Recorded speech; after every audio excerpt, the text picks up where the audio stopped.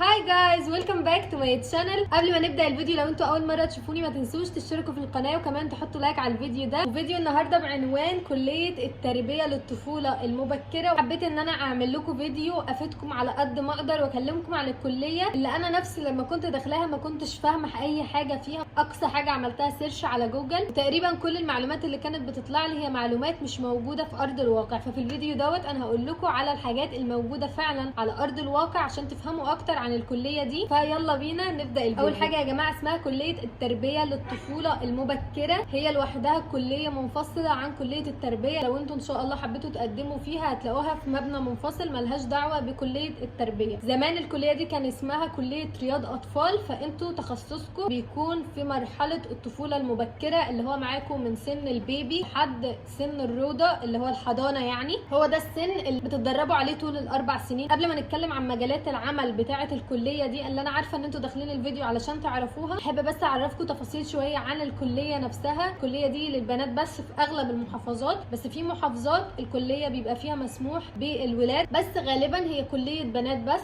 ويمكن نقطه زي دي هي من المميزات بالنسبه لناس كتير. طيب الكليه ديت نظام دراستها ايه؟ فيها العام العادي وفي الانجليزي وفي التربيه الخاصه. العادي ده اللي هو بتتعاملوا مع طفل نورمال طبيعي جدا، بتتعاملوا معاه من سن الروضه وممكن اولى وثانيه ابتدائي بس مفيش اقصى من كده. تقريبا بتدرسوا كل حاجه ليها علاقه بالطفل، سواء نفسيا اجتماعيا جسمانيا تعليميا اللي هو اكاديميا. يعني مفيش فتفوته في حياه الطفل اسمكم مش بتدرسوها في الكليه دي، سواء اللي هيشتغل بعد الكليه او مش هيشتغل. فدي نقطه يعني من اكتر المميزات بالنسبه للكليه، ان انت هتعرفي بعد كده ازاي تتعاملي مع طفلك. ده بالنسبه للعربي. اما بقى بالنسبه للانجليزي، فالانجليزي زي العربي بالظبط، بتدرسوا نفس اللي بيدرسه طالب الكليه اللي بالعربي، بس الفكره انه بيبقى متاح ليكم تشتغلوا في مدارس خاصه على عكس العام بيبقى مدارس حكوميه. وانتوا الاثنين متاح ليكم ان انتوا تفتحوا حضانات بعد كده بتاعتكم انتوا لو مش هتشتغلوا تبع مدرسه. ثالث بقى قسم، وده القسم اللي انا فيه، هو التربيه الخاصه. بتتعاملي مع اطفال ذوي احتياجات خاصه، اعاقه عقليه سمعيه بصريه صعوبات تعلم. اول سنتين بيبقى عام، تدرسي كل حاجه بشكل عام.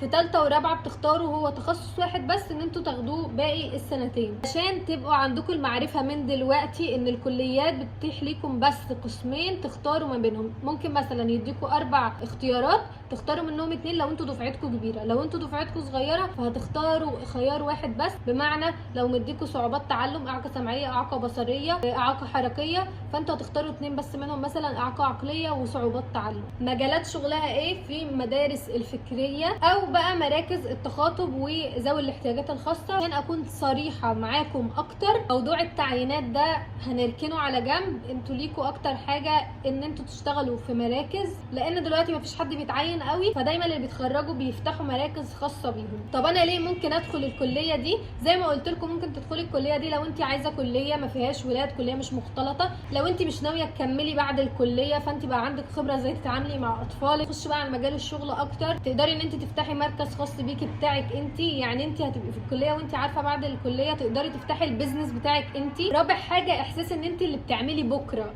انت بتطلعي اطفال هم دول اللي هيكونوا في المستقبل، انت اللي بتعملي المستقبل بايديكي. طيب ده مجال كله اطفال، لا لا لا مش هحبه، انا اصلا ما عنديش خلق للاطفال. احب اعرفكم انا اكتر انسانه بجد ماليش خلق على الاطفال، بس لما بتنزلوا سوق العمل، لما بتنزلوا بتبقوا وسط اطفال، قلبك مش هيطوعك تعملي ده، سواء اطفال طبيعيين او اطفال ذوي احتياجات خاصه. انا لسه فاكره اول يوم رحت فيه المدرسه بتاعه المدرسه الفكريه، المفروض ان هم عندهم فقره في اليوم بيتغدوا فيها. انا نزلت المطبخ وشمرت وابتديت ان انا باكل الاطفال. يعني كل حاجه ممكن تتخيلوها من ان انا ماليش خلق او ان انا بكون بقرف مثلا، كل ده يمكن مات في لحظه. وانتوا واقفين وبتشتغلوا الموضوع بيبقى حاجه تانية. سبحان الله، ربنا بيحط جوه الانسان كده صبر وحب غير طبيعي للاطفال. طب لو حد قلق شويه من كلامي، انصحكم من دلوقتي من قبل ما تحددوا انتوا ممكن تكتبوها في الرغبات ولا لا، انزلوا مراكز تخاطب لو انتوا حابين ذوي الاحتياجات الخاصه،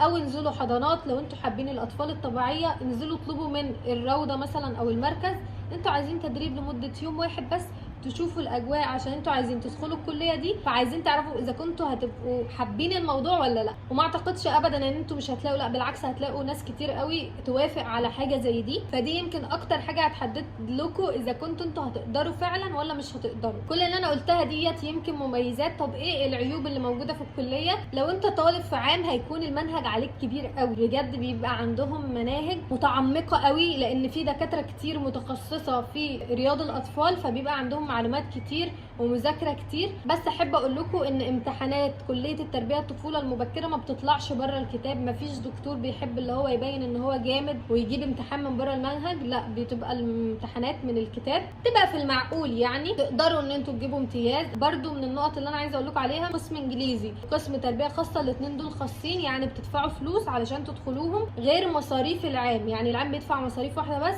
انما التربيه الخاصه والانجليزي بيدفعوا مصروفين، مصروف الكليه لوحدها ومصروف القسم. ده بالنسبه كده قلنا لعيوب قسم العربي. عيوب قسم الانجليزي ان هو انجليزي، ان هو باللغه نفسها لازم لو انتوا دخلتوا انجليزي تروحوا تاخدوا كورسات بره علشان تكتسبوا اللغه. بمعنى اصح ممكن تدخلوا عربي وتاخدوا كورس انجليزي ويبقى كده في ايدكم الاثنين. في التربيه الخاصه في مجال العمل مش بيشوفوا ان انت في الشهاده مكتوب لك ان انت تخصص تربيه خاصه، لا هم بيشوفوا اذا كنت شاطر في الشغل ولا لا. فقسم الانجليزي حلو بس لازم تكتسب لغه، يا اما تاخد كورس بره يا اما تدخل عربي وبرده تاخد كورس معاه. ناس كتير قوي بتدخل مجال التربيه الخاصه من غير ما تكون متخصصه او متخرجه من الكليه دي. النقطه اللي هتميزك عنهم ان انت هتكون خريج التربيه الطفوله مبكره قسم ذوي احتياجات خاصه. ايوه يعني دوت هيميزني في سوق العمل؟ احب اقول لك اسفه، لا مش هيميزك، لانه الناس اللي بتفتح مراكز اغلبها ده مش مجالها اصلا. انا تاني دفعه في كليتي، يعني تاني دفعه تربيه خاصه هتتخرج. المجال لسه جديد في مصر، لسه الناس ما عندهاش ثقافه ان اللي يشتغل مع التربيه الخاصه هم اخصائيين تربيه خاصه، زي بالظبط كده اللي يعالج المريض الدكتور. فاللي يشتغل مع طفل ذوي الاحتياجات الخاصه اخصائي ذوي احتياجات خاصه خريج من التخصص ده، المجال ده بتاعه هو بس. المجال جديد لسه الناس بتتعرف عليه، لدرجه ان في ناس كتير اصلا ما عندهاش خلفيه عن ايه هي كليه التربيه الطفوله المبكره. ده اللي انا عامله عشانه الفيديو. فاحنا ان شاء الله مع الوقت الناس تبتدي تفهم انه المجال ده ليه ناس متخصصه بيه. يمكن قبل ما ادخل الكليه ما كنتش اعرف ان في الكوكب حاجه اسمها بقى مراكز تربيه خاصه او مراكز تخاطب. بجد ما كانش عندي اي خلفيه عن المواضيع دي خالص نهائي. عشان كده بقول لكم انزلوا مكان وشوفوا الدنيا على ارض الواقع، لان لو دخلتوا القسم ده بالذات هو ده مكان شغلكم. لما سرشت على جوجل قبل ما ادخل الكليه كان بقى كاتب لي ان انت تقدر تشتغل في مستشفيات ويبقى ليك المكتب بتاعك والاطفال بيجولك في المستشفى نفسها. طبعا كل الكلام ده فاكس مش موجود. المجال ده مميز قوي بره في دول الخليج او الدول العربيه، فهو مطلوب في سوق العمل اكتر بره. فخلاصه كل اللي فات ده ان كليه التربيه للطفوله المبكره هي كليه مسؤوله عن ان انتوا تتعاملوا مع الاطفال في سن الروضه. يعني انا هيقولوا عليا ان انا ده يعني في الحضانه.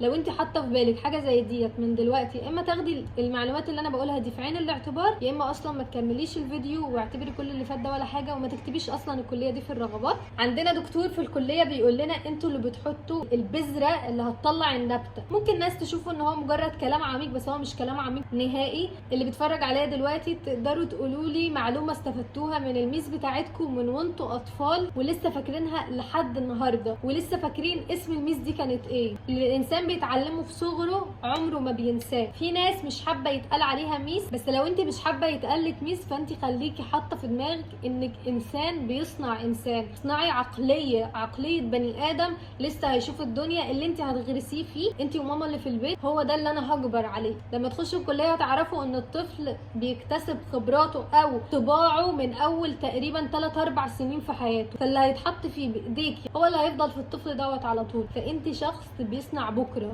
انت اللي بتعملي المستقبل بايديكي. فهو ابدا مش داده في حضانه، وده ما يقللش ابدا من الداده اللي في الحضانه، علشان لو الداده اللي في الحضانه مش موجوده فابنك ممكن يبقى محتاج ان حد يساعده. ممكن مثلا هدومه تتبهدل ما يلاقيش حد يغير له، فالداده اللي في الحضانه دي مهمه جدا. اوقات كتير بقول لنفسي ان يا ريتني ما دخلت الكليه دي، انا زهقت منها ومخنوقه منها. بس بس انا من يوم ما دخلت الكليه دي وشخصيتي اتغيرت 180 درجه. السبب ان انا بقى قاعده فاتحه الكاميرا كده وقاعده بتكلم معاكم، وهي الكليه دي اللي علمتني يبقى عندي شخصيه ان انا اقدر اقف واتكلم في مكان. عايزه اقول لكم برده ان انتوا هتكتشفوا نفسكم وشخصيتكم في جوانب كتير لما تخشوا الكليه دي. الدراسه مش بتبقى بس حاجات علميه طول الوقت، هتاخدوا خبرات في حاجات في الرسم وليها علاقه بفنون جميله. يعني انا اختي كانت في كليه فنون جميله وكانت بتستغرب ان انا عندي حاجات شبه اللي عندهم في الكليه، وكنت بجيب الادوات شبه اللي عندهم برده في الكليه. فيها كمان موسيقى، واوقات بيبقى في كورسات فري ان انتوا تتعلموا على آلة معينه، فدي برده بتبقى حاجات ممتعه جوه الكليه غير الدراسه الاكاديميه. حابه اقول لكم ان هي من الكليات اللي بتصرف كتير، يعني هتحتاجوا كتير ادوات، هتعملوا وسائل كتير.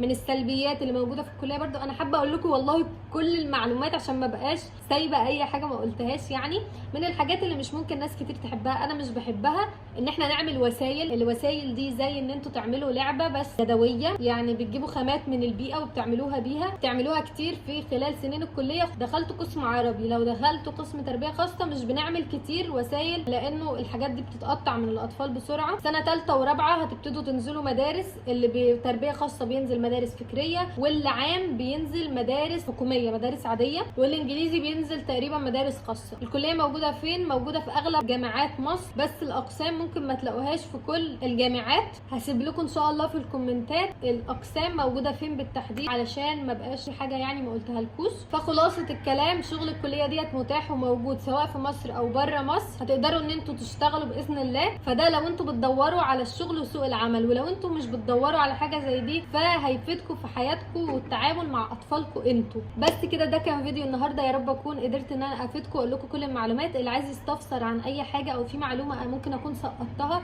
اكتبوا لي سؤالكم تحت في الكومنتات وانا هرد عليكم. ما تنسوش تشتركوا في القناه وتحطوا لايك على الفيديو. وبس كده، يلا باي.